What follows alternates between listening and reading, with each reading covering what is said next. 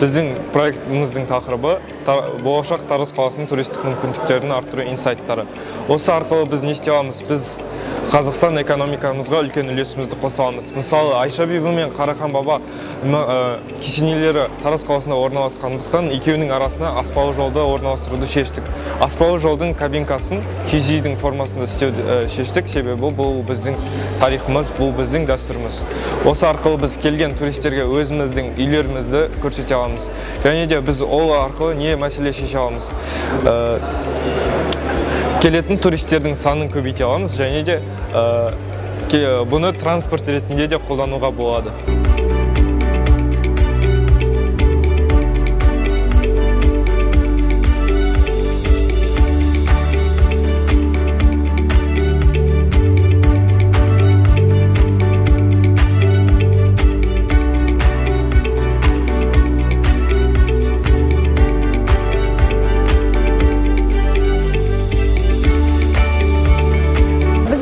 Тақырыбы ақылды аяқ киім тазалаушы робот. Роботтың мақсаты ақылды аяқ киім тазалаушы робот жасай отырып, адам өмірін жеңілдете алатын және уақытын үнемді ретінде құрылған автоматты құрылғы жасау. Міндеті жоба лас болған аяқ киімдерді тазалайды және майлайды. Зерттеу жұмысының жаңалығы болашақта адам өмірін жеңілдете алатын және қоғамда толыққанды қызмет етуге жарайтын роботтың прототипі жасалды. Міне ол ақылды аяқ киім тазалаушы робот. Зерттеу жұмысының нәтижесі білім алуды теория тұрғысынан ғана емес, тәжірибелік тұрғыда меңгереді және де интеллектіні дамытады. Біз 4 мотор және бір ультрадыбыстық датчик қолдандық. Біздің 2 моторымыз осы 2 конвейерді жүргізіп, четкаларды айналдырады. Сол арқылы аяқ киім тазалайды және майлайды. Алдына ультрадыбыстық датчигіміз ол алдына түскен кедергіні көрген кезде берілген бұйрықты орындайды.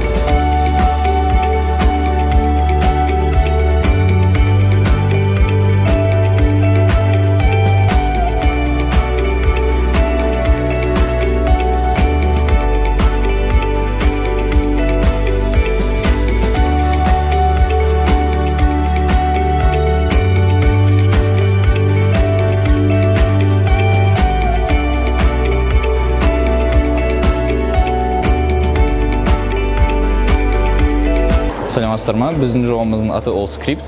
Ол жалпылама көз нашар көретін адамдарға жазуды үйретеді. Яғни сіз компьютердің микрофонына бір сөзді айтқаннан кейін девайстың өзі 3 ось бойымен қаламды жүргізеді. Яғни адамның өзі сөздерді нақты түсініп, кейін есіне сақтап алады. Бір уақыт өткеннен кейін сөздерді жазуды үйренген кейін ол графический планшет арқылы және де біздің жасаған веб-приложение арқылы өзінің жазған сөздерін тексере алады.